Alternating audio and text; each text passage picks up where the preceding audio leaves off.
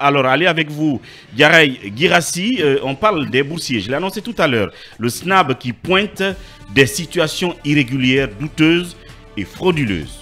Oui, bien sûr. Vous le savez, cette semaine, du côté de l'Égypte, près de 300 étudiants boursiers guinéens avaient été retirés de la liste des boursiers à payer. Et ce sont des boursiers qui n'ont perçu ni leur bourse, mais encore moins ni leur prime de vacances de l'année 2022. Bien. Donc, face à cette situation, le SNAB nous a confié hier que ce sont des étudiants qui sont dans la plupart dans la fraude, qui ne sont pas dans des situations régulières. Selon justement son directeur Mohamed Bamba Kamara, il existe parmi ces étudiants ceux qui ont réussi à obtenir les bourses sur la base de faux documents, donc de faux baccalauréats, certains sur la base de manœuvres malsaines en complicité avec des cadres de l'administration guinéenne et ou encore des documents falsifiés. Mais comment son équipe a-t-elle pu détecter toutes ces fraudes? C'est donc à travers une opération que le SNAB a mise en place pour justement chercher ces cas. Donc le SNAB a réussi à détecter ces cas. Cela a permis, selon le directeur Bamba Kamara, de retirer du circuit près de 2000 étudiants et qui, à travers lesquels l'État perdait, selon le directeur du SNAB, environ 5 millions d'euros. Donc, selon des informations dont nous disposons, entre 2021 et 2022, le SNAB aurait retiré 73 étudiants fictifs de la liste des boursiers en Égypte et de 2022 en 2023, 93 étudiants fictifs ont été retirés de la liste des boursiers. Maintenant, comment tout cela s'est passé? Le SNAB a catégorisé les cas. Donc, la première est constituée d'un groupe d'étudiants que le SNAB a muté, on va dire comme ça, dans des universités du côté des pays qui reçoivent des boursiers guinéens. Mais après le constat qui se révèle, c'est justement que quand ces étudiants arrivent dans leur pays d'accueil, le plus souvent, au bout de quelques mois, ils quittent pour rejoindre l'Occident où ils continuent à étudier. Donc, le plus souvent, ces étudiants ne déclarent pas le fait qu'ils ont voyagé, le fait qu'ils ont voyagé. Okay. Quand ils arrivent dans leur pays d'accueil, le plus souvent, ils font des processus pour pouvoir rejoindre les États-Unis, le Canada ou la France pour pouvoir continuer les études. Et quand c'est le cas, quand ils y vont, ils ne signalent pas qu'ils ont quitté le pays là où le SNAB les a affectés. Ils sont partis dans un autre pays. Donc, ils ne déclarent pas cela. Et finalement, le SNAB continue à les payer. Et ce sont justement ces étudiants qui sont dans ce cadre-là qu'ils ont pu détecter. Donc, il y a un autre cas d'étudiants. Ce sont des étudiants qui connaissent le circuit, qui quittent d'eux-mêmes à Conakry pour pouvoir rejoindre l'Égypte en passant par le Soudan. Ça, c'est le cas des arabisans en grande majorité qui connaissent le circuit et qui, à partir de l'Égypte, réussissent à décrocher le titre de séjour. Et après, dès qu'ils décrochent ça, ils ont automatiquement, en tant qu'étudiants, le statut de boursier. Et donc, ce sont ces étudiants également qui sont concernés par la situation. Il y a aussi une troisième catégorie, ce sont des boursiers qualifiés par le SNAB de boursiers à vie. Donc, des boursiers qui y vont, qui font plusieurs années, qui finissent les études alors qu'ils sont censés faire 3 à 4 années d'études. Donc, ils finissent, ils ne déclarent pas. Et ça fait que ils continuent à réclamer des bourses. Et ce sont des étudiants qui étaient payés à travers le SNAB. Donc, l'argent qui était tout simplement jeté à la fenêtre. Après cela, il y a aussi le cas des billets retour. Donc, de ce point de vue, le SNAB pointe du doigt la magouille qui existerait entre des représentants, des cadres des représentations diplomatiques dans les pays où nous recevons les boursiers, parce que on estimerait que dans ces pays, il y a aussi des étudiants qui sont décédés ou des étudiants qui ont tout simplement raccroché ou certains qui se sont déplacés, mais après qui ne sont pas signalés au SNAB. Et puis, des cadre tenterait justement à travers ces cas pour justement faire bénéficier de biens à leurs proches connaissances en prétextant que ce sont des étudiants alors que ce ne sont pas des étudiants qui sont en situation de classe. Donc c'est toute cette situation que le SNAB relève et après une opération qu'il a mise en place pour justement connaître tout cela. Mais encore une fois, par rapport au non-paiement, au retard accusé dans le paiement des primes des vacances de l'année 2022, oui. Le SNAB nous confie qu'il a fait un travail dans ce sens et qu'il avait bouclé en ce qui le concerne son travail par rapport au paiement depuis mars 2023 et que le dossier serait dans le circuit. Donc le retard, c'est pas à leur niveau puisqu'il y a tout un protocole. Donc cela est dû à la lourdeur administrative. Mais déjà hier, le conseil administratif devait se retrouver pour statuer sur tous ces cas puisqu'il y a beaucoup de fraudes qui sont signalées de ce côté, des gens qui arrivent à recevoir des bourses, mais après sur la base de faux documents, de faux bacs. Donc c'est tout ce qui aurait accentué la conviction du SNAB de faire en sorte de retirer des fictifs, de retirer des étudiants boursiers qui sont dans des situations irrégulières.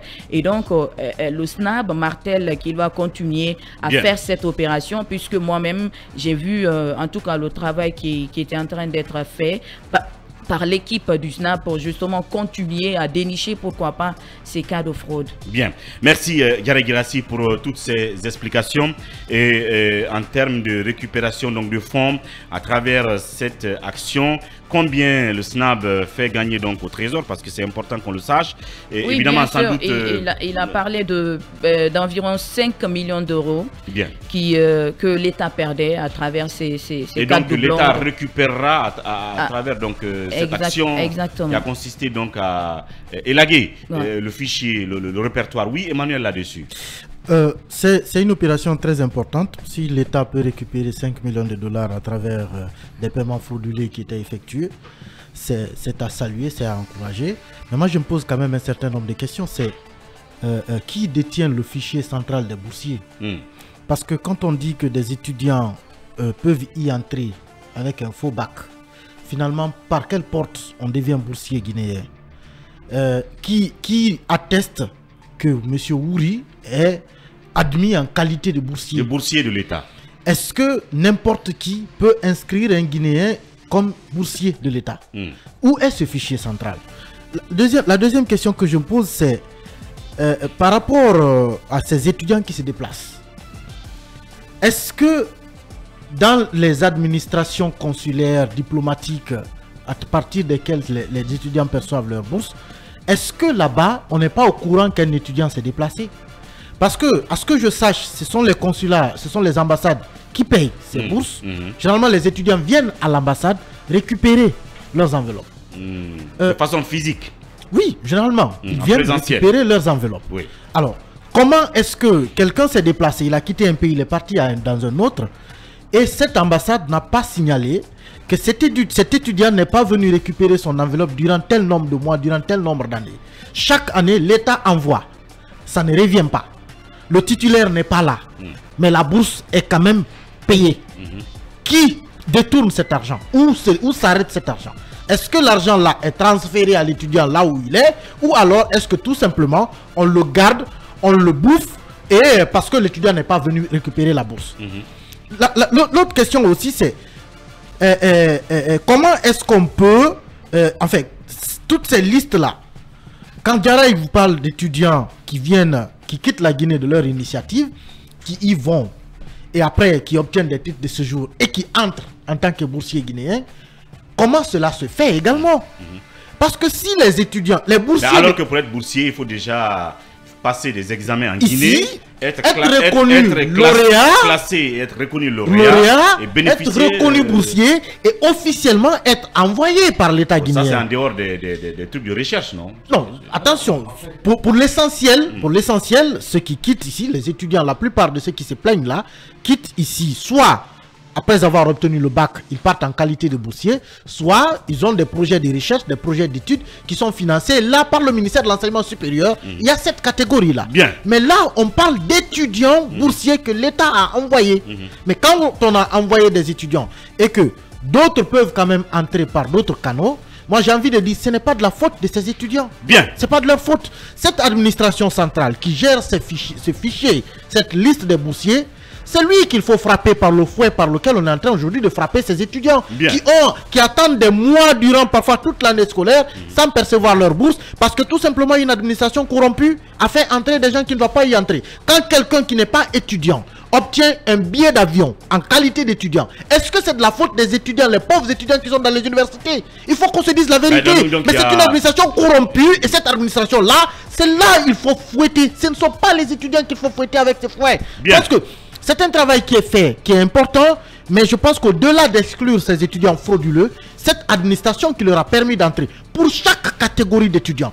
Donc il faut rechercher ceux qui entretiennent ce système. C'est un système qui est entretenu, il faut rechercher ceux qui l'entretiennent. Parce que vous, ici, c'est vous qui payez les bourses dans l'ambassade de X.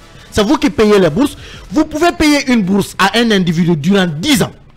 Vous savez qu'il n'est plus boursier, mais vous lui payez quand même chaque année cet argent. Quand même, soit vous ne donnez, soit l'intéressé ne perçoit pas son argent, donc vous détournez son argent, soit vous êtes de connivence, vous êtes en collusion avec lui, vous détournez l'argent public. Et je pense qu'il faut qu'on aille plus loin, qu'on dénige cette administration-là. Les gens qui s'occupent de ces questions-là dans les ambassades, c'est eux, à mon avis, qu'il faut sanctionner. Donc au-delà des étudiants fictifs, illégaux en termes de bourse de l'État. On est fictif que quand quelqu'un nous permet d'entrer frauduleusement dans le système. Sinon, vous ne pouvez pas vous déclarer boursier. C'est quelqu'un qui vous inscrit, c'est quelqu'un qui vous donne une carte, c'est quelqu'un qui vous donne l'argent. Bien, des questions, des interrogations toutes légitimes et pertinentes, évidemment, qui pourront faire l'objet d'enquêtes auprès du service en question. Cabinet pour en rajouter un tout petit peu. En fait, il y a deux types de boursiers. Vous avez les lauréats qui quittent Conakry et qui partent dans les pays, et vous avez la possibilité, une fois que vous êtes, par exemple, ceux qui partent en France via Campus France, quand ils y sont, ils peuvent faire une demande de bourse. Vous voyez, ces gens, je ne connais pas pour les autres pays, mais la France que je connais, le mécanisme qui a été mis en place depuis Khalil Kaba, ce mécanisme-là, la possibilité pour qu'un étudiant... Donc l'ancien ministre des Affaires étrangères. Oui, la possibilité pour qu'un étudiant qui n'est pas réglo, qui n'est pas en situation de classe, pour que celui-ci passe, sauf si ça a changé, ce n'est pas possible. Parce que le problème, la première question qu'on vous pose, il faut que vous présentiez une inscription valable.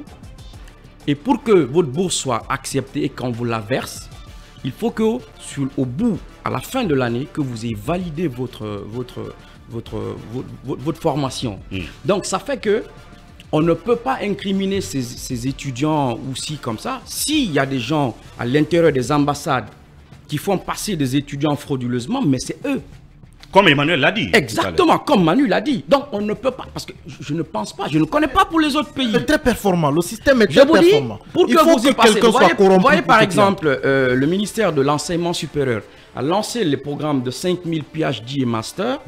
Pour que vous y allez, mais c'est tout un process. Mais vous avez des étudiants, par exemple, en thèse, qui sont en France, au Canada et autres, qui peuvent postuler. Mais il faut que vous soyez inscrit en thèse, que vous soyez en train de travailler, que vous ayez une inscription délivrée par des universités, par exemple françaises, pour que vous ayez accès à cette bourse. Et mieux d'ailleurs, Ouri, ce n'est pas de l'argent cash qu'on donne, c'est des systèmes de virement, c'est tracé, donc il n'y a pas de possibilité. Sauf si à l'intérieur des ambassades, les gens installent des systèmes parallèles pour affecter des bourses aux copains, aux coquins, aux amis. Sinon, il n'y a pas de possibilité. Et on ne peut pas en vouloir à ces étudiants qui viennent valablement. Parce que même quand vous êtes le fiston ou le cousin, le neveu de quelqu'un qui est à l'ambassade, il faut que vous ayez au moins une inscription pour que ça passe. Bien. Donc ça veut dire qu'il y a une mafia, un système de corruption autour des bourses qu'il faut démanteler tout simplement. Et évidemment, on gardera le regard là-dessus. Le temps pour nous, comme je l'ai annoncé tantôt, de passer à notre dossier d'enquête.